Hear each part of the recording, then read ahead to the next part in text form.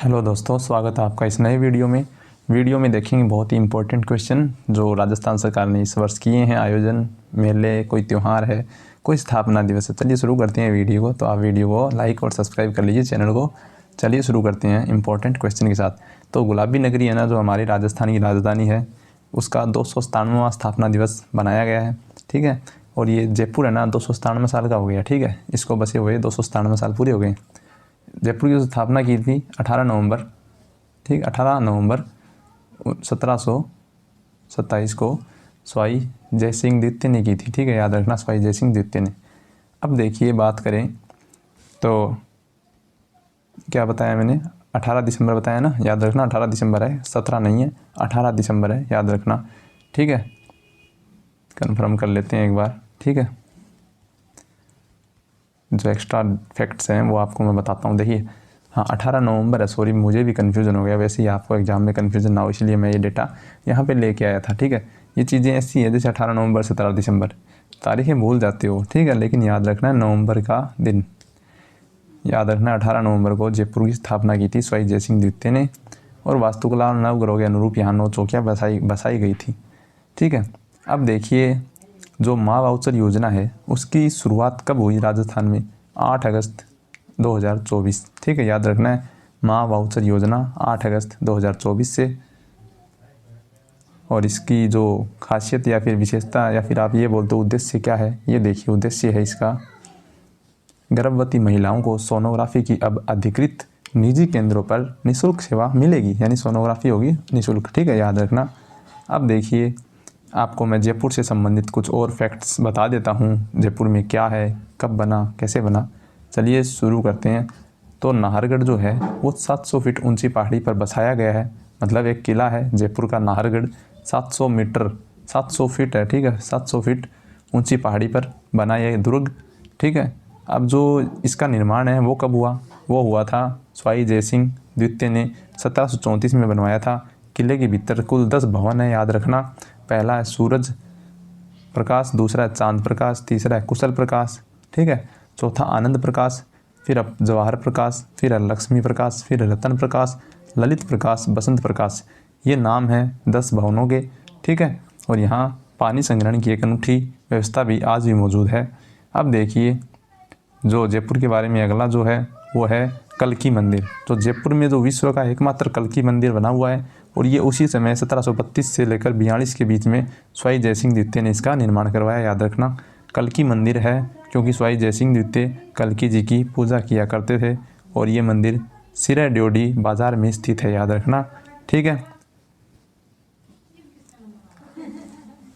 तो स्वाई जय सिंह थे, उनके कुछ और चीज़ें देख लेते हैं। जो वचन प्रमाण ग्रंथ बात करते हैं, स्वाई जय सिंह के काल में लिखा गया एक ग्रंथ है वचन प्रमाण ग्रंथ में कहा गया है कि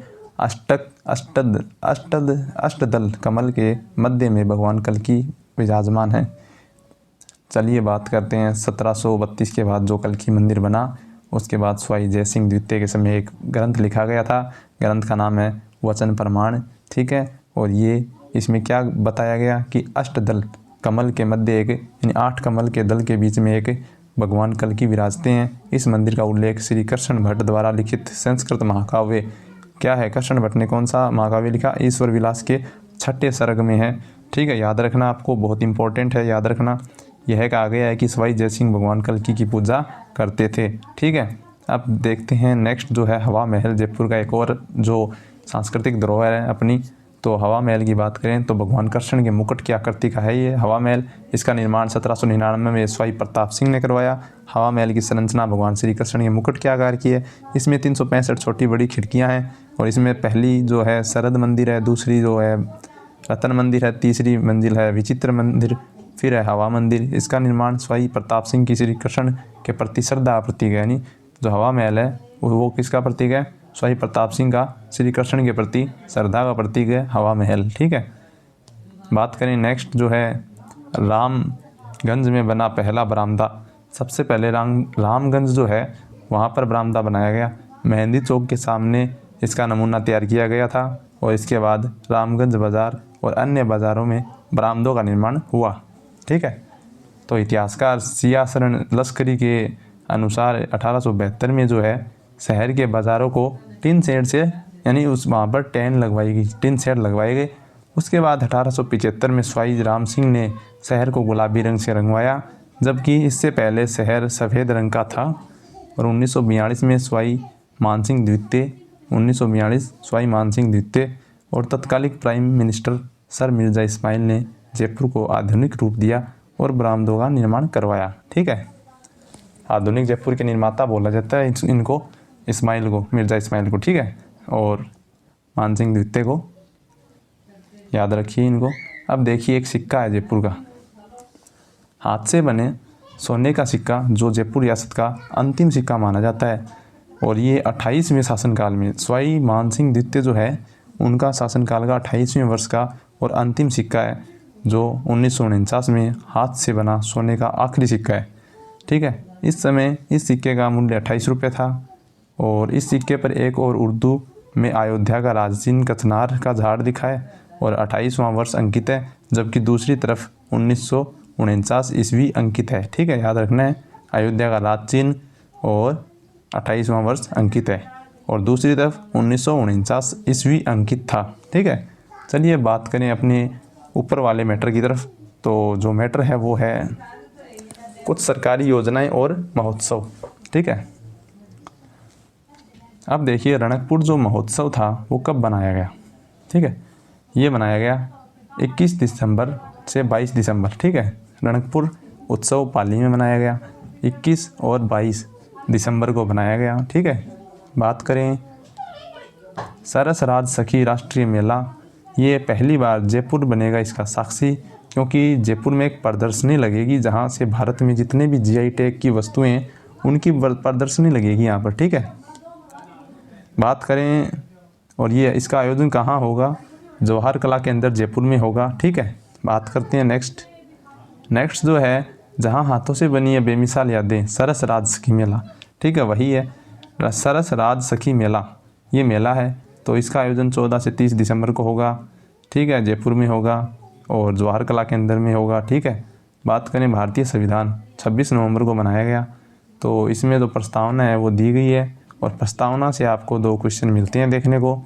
ठीक है, कौन कौन से, एक तो संविधान संशोधन वाला जो 1974 में हुआ था। ठीक है, 44वां संविधान संशोधन, उसमें प्रभुत्व संपन्न समाजवादी पथ निरपेक्ष लोकतंत्रात्मक गणराज्य, यहाँ से आपको वर्डिंग पूछी जाती है कि कौन कौन से शब्द नए जोड़े गए। ठीक है, और एक पूछा जाता है कि इसमें कितने प्रकार की स्वतंत्रता दी गई है, तो 5 प्रकार की स्वतंत्रता दी गई है। देखिए कहाँ से, विचार है, अभिव्यक्ति है, विश्वास है, धर्म है, उपासना है। ये स्वतंत्रताएं इंसान यानी भारत के नागरिक को दी गई हैं। 5 प्रकार की स्वतंत्रताएं दी गई है। और क्या दिया गया है, प्रतिष्ठा और अवसर की समानता दी गई है, समता दी गई है। ठीक है, समानता। ठीक है, 2 प्रकार की समानताएं हैं, प्रतिष्ठा और अवसर प्राप्त करने के लिए। ठीक है, याद रखना। और जो बात करें इसकी जो तारीख है, भारत को संविधान को हमने अंगीकृत कब किया, 26 नवंबर 1949 ईस्वी को। याद रखना तारीख के बाद। और तिथि पूछे तो मार्ग शीर्ष मिति मार्ग शीर्ष शुक्ल सप्तमी। ठीक है, संवत 2006 को हमने ये संविधान अंगीकृत किया, अधिनियमित किया, आत्मार्पित किया। ये वर्डिंग डिट्टो याद रखनी है आपको। ठीक है, अंगीकृत, अधिनियमित, आत्मार्पित, वहाँ क्रम बदल देगा और आपको प्रश्न पूछ लेगा और गलत करवा देगा। तो ऐसे आपको याद रखना है, यहाँ से ये क्वेश्चन बनते हैं। ठीक है, चलिए बात करें यहाँ से कि भी अपनी इस प्रस्तावना में भारत के नागरिक को कितने प्रकार के न्याय मिले हैं। ठीक है, तो न्याय से बात करते हैं। 3 प्रकार के न्याय मिले हैं, सामाजिक, आर्थिक और राजनीतिक न्याय। ठीक है, 5 प्रकार की स्वतंत्रता है और 3 प्रकार के न्याय हैं। ठीक है, याद रखना है। अब चलिए नेक्स्ट पेज पे चलते हैं। ये मिक्स क्वेश्चन है, यहाँ से आपको सेकंड ग्रेड में क्या पता हर पेज से आपको एक क्वेश्चन देखने को मिल जाए। तो सुरक्षा परिषद की बात करें, सुरक्षा परिषद जो है ना उसका एक कक्ष है जिसका डिज़ाइन वास्तुकार अर्नस्टीन अर्नेबर्ग ने तैयार किया और 1952 में नॉर्वे की ओर से उपहार स्वरूप दिया गया था ये डिज़ाइन। ठीक है, याद रखना है आपको डिज़ाइनर का नाम। ठीक है, अब बात करें सुरक्षा परिषद की अध्यक्ष बनने वाली पहली महिला जीन मार्टिन सीसे थी, जो नवंबर 1972 में इसकी अध्यक्ष बनी सुरक्षा परिषद की। ठीक है, ये कहीं पर भी नहीं मिलेगा आपको। ये मैटर मैंने सर्च किया है, थोड़ा दिमाग लगाया है कि भी हाँ किस टाइप से नया वेरिएंट कंटेंट आपको पहुंचाया जाए। ठीक है, तो इसके लिए मैंने ये वीडियो बनाई है, वरना बुक से मैटर लिख के जो मुझे आता है वो आपको प्रस्तुत करूं तो वो अभी टाइम नहीं है। ठीक है, वो लॉन्ग टाइम में होता है कि परीक्षा बहुत ज़्यादा दूर हो, उसके बाद आपको अगर वो मैटर प्रोवाइड कराऊं तो ठीक रहे, लेकिन अभी तो इम्पोर्टेंट चीज़ें आपके सामने आनी ज़रूरी है। अब देखिए जो परिषद में कार्य, ये तो ऐसे ही है। ये देखिए सुरक्षा परिषद है ना, उसके इतिहास में आज तक 2/3 जो वीटो पावर इस्तेमाल हुआ है ना, वो शीत युद्ध में हुआ है। याद रखना, याद ही रखना है मतलब। ठीक है, वाक्य आ जाता है तो आपको दिक्कत नहीं होगी। फिर बात करें महासभा, एक इसका अंग है यूएनओ का। तो संयुक्त राष्ट्र महासभा जो है, संयुक्त राष्ट्र महासभा PDF कहाँ गया, ये रहा। संयुक्त राष्ट्र जो महासभा है उसकी कार्य प्रणाली की बात करते हैं तो ये यूएनओ का एक संगठन है और नीति निर्माण का एक अंग है, यानी नीति बनाता है। ठीक है, कानून बनाता है। सभी सदस्य देशों से मिलकर बना यह संगठन संयुक्त राष्ट्र के चार्टर में शामिल अंतर्राष्ट्रीय मुद्दों की पूरी श्रृंखला पर बहुपक्षीय चर्चा के लिए एक अनूठा मंच प्रदान करता है। संयुक्त राष्ट्र के 193 सदस्य, याद रखना 193 सदस्य यूएनओ के सदस्य हैं वर्तमान में। ठीक है, ये प्रश्न भी आ जाए तो भी आपको कर दोगे आप। और जो सदस्य है ना, उन सब के पास एक वोट है, समान वोट है यानी। ठीक है, कोई भी सदस्य उसका वोट का मान ज़्यादा नहीं है, कम नहीं है, सबका समान है। अब देखिए महासभा जो है ये महत्वपूर्ण निर्णय भी लेती है, जिनमें क्या शामिल है। पहला निर्णय, सुरक्षा परिषद है वो सिफारिश करती है ना कि भी महासचिव की नियुक्ति करनी है। ठीक है, यानी सुरक्षा परिषद सिफारिश करती है महासचिव के नियुक्ति के संबंध में। ठीक है, जो ये और निर्णय कौन लेता है, महासभा। तो सुरक्षा परिषद के जो अस्थायी सदस्य है ना, इनका चुनाव भी महासभा करती है, और जो संयुक्त राष्ट्र बजट को मंजूरी देना है वो महासभा का कार्य है। ठीक है, अब बात करते हैं जो विधानसभा हर साल सितंबर से, अब देखिए यूएन का जो अधिवेशन होता है ना हर साल, तो वो कब होता है, सितंबर से दिसंबर के बीच होता है। ठीक है, उसके बाद आवश्यकता अनुसार होता है। ठीक है, यानी जब जरूरत पड़ती है बीच में तो विशेष अधिवेशन में बुलाया जाता है। तो यह समर्पित एजेंडा मदों या उपमदों के माध्यम से विशिष्ट मुद्दों पर चर्चा करती है, जिसके परिणाम स्वरूप प्रस्ताव को अपनाया जाता है। ठीक है, जो प्रत्येक स्तर के लिए जनरल असेंबली में हॉल में जो बैठने की व्यवस्था है वो बदल जाती है। ठीक है, हर सत्र में जनरल असेंबली हॉल में बैठने की व्यवस्था बदल जाती है। 79 यानी 79वें स्तर में, यानी 2024 और 25 में कौन सा स्तर चल रहा है, 79वां स्तर चल रहा है। यमन मुख्य समितियों सहित हॉल में पहली सीट पर रहेगा। यमन, याद रखना यमन है ना, ये पहली सीट पर रहेगा और अंग्रेजी वर्णमाला के अनुसार ये निर्धारित किया जाता है।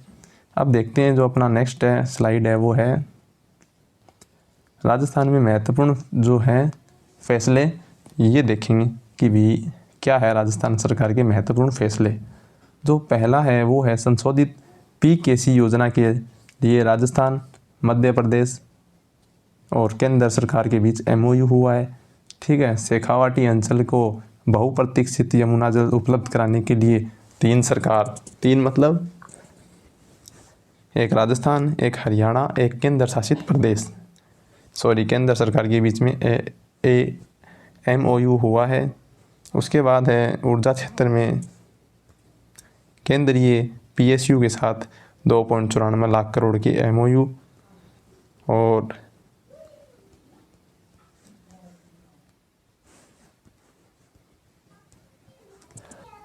इसके बाद है प्रधानमंत्री आवास योजना में जो है 38,447 आवास पूर्ण हो चुके हैं। 1,55,000 नए आवासों को स्वीकृति दी गई है। और जो PM सूर्य घर बिजली मुफ्त योजना है उसमें 20,000 रूफटॉप सोलर संयंत्र स्थापित किए गए हैं। प्रधानमंत्री आवास योजना शहरी में कितने आवास, 30,297 पूर्ण कर लिए गए हैं और 30,408 नए आवासों को स्वीकृति दी गई है। आप ये पढ़ लेना, उसके बाद मैं थोड़ा जल्दी से करवा देता हूँ ये। अब देखिए लगभग 96,000 कृषि कनेक्शन जारी किए गए हैं, मतलब ठीक है, और 4,64,000 घरेलू विद्युत कनेक्शन जारी किए गए।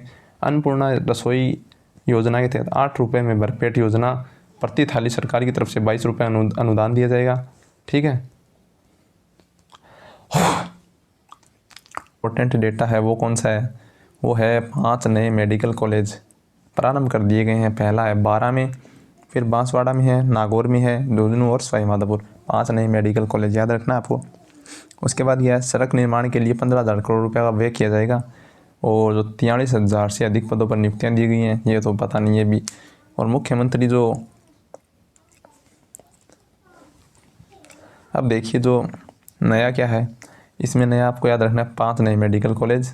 ठीक है, और ज़्यादा तो कुछ नहीं है। और एक ये अन्नपूर्णा रसोई योजना जिसमें 8 रुपये में भरपेट खाना 600 ग्राम भोजन दिया जाता है वर्तमान में, और 22 रुपये का अनुदान गवर्नमेंट की तरफ से इनको दिया जाता है। ठीक है, अब देखिए जो राइजिंग राजस्थान है, ये भी नहीं इम्पोर्टेंट। 10 नवीन नीतियों को अपनाया गया है, जारी किया गया है। ठीक है, हालांकि इसमें से कुछ पुरानी योजनाएं हैं जिनको नया नामकरण किया गया, उसके बाद ये फैसले लिए गए हैं। चलिए नेक्स्ट क्या है वो देख लेते हैं। 43वां इंडिया इंटरनेशनल ट्रेड फेयर 2024 कहाँ आयोजित किया गया? राजस्थान मंडपम में आयोजित किया गया, और ये दिल्ली में है। ठीक है, दिल्ली में है। ठीक है, प्रगति मैदान में आयोजन हुआ था इसका, नवंबर 14 से लेकर 27 तक, याद रखना है।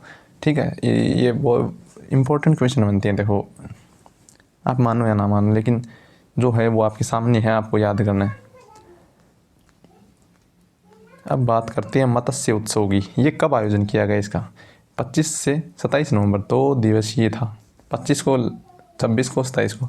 ठीक है, 3 दिवसीय।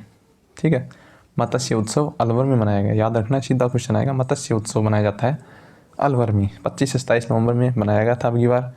ठीक है, और पर्यटन विभाग इसका आयोजन करता है, ये आपको पता है। अब बात करें नेक्स्ट जो है वो क्या है? प्रति व्यक्ति आय को दर्शाता है। ठीक है, प्रति व्यक्ति आय को दर्शाता है। ये है स्थायी कीमत पर, यानी वर्तमान में 2024 में 23-24 में प्रति व्यक्ति आय राजस्थान की, ठीक है ना, याद रखना है राजस्थान की प्रति व्यक्ति आय। ठीक है, राजस्थान की प्रति व्यक्ति आय कितनी है? वर्तमान कीमत पर, स्थायी कीमत पर 90,831 रुपये है। ठीक है, और बात करें उसके बाद प्रचलित कीमतों पर बात करें तो 1,67,964 रुपये प्रति व्यक्ति है राजस्थान की।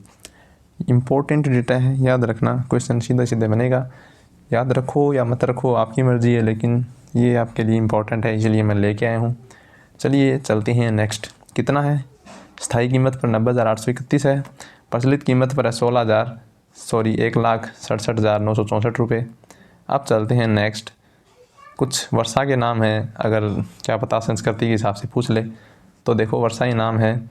जब जड़ी लगातार बरसने लग जाए तो उसे झड़मंडन, बरखावड़ कहते हैं या हलूर कहते हैं। ठीक है, प्रदेश में मानसून में अलग अलग महीनों में वर्षा के अलग अलग नाम होते हैं। जैसे सावन में वर्षा नाम लोर, भादों की जड़ी, आसोज की मोती, कार्तिक की कटक। ठीक है, कार्तिक की कटक, मंगशीस की फांसरडो, पो की पावट है यानी मावट है, और माघ की मावट। जैसे पो की पावट है, याद रखना। और माघ महीने में जो वर्षा होती है उसे मावट कहते हैं। और फाल्गुन की फटकार कहते हैं, फाल्गुन में जो वर्षा होती है उसे फटकार कहते हैं। चैत्र की चड़पड़ाहट बोलते हैं, और बैसाख को हड़ौतिया बोलते हैं, यानी बैसाख में जो वर्षा होती है राजस्थान में उसे हड़ौतिया बोलते हैं। और जेठ की जो वर्षा होती है उसे झपटो बोलते हैं, और आषाढ़ की जो वर्षा होती है उसे सर्वांत बोलते हैं। ठीक है, याद रखना है। और कुछ बूंदों के आकार पर भी वर्षा के नाम हैं। ठीक है, ये सूरज का है, याद रखना है। क्या पता एग्जाम में आ ही जाए संस्कृति के हिसाब से, तो देख लो। मेहाजड़, जहाँ बूंदों की चाल और अवधि दोनों बढ़ जाती है, ये तो होती है मेहाजड़। वहीं झपटे क्या होते हैं? चाल तेज़ होती है वर्षा की, लेकिन अवधि कम टाइम तक होती है, मतलब 2 मिनट तेज़ बारिश हुई उसे झपटे कहते हैं।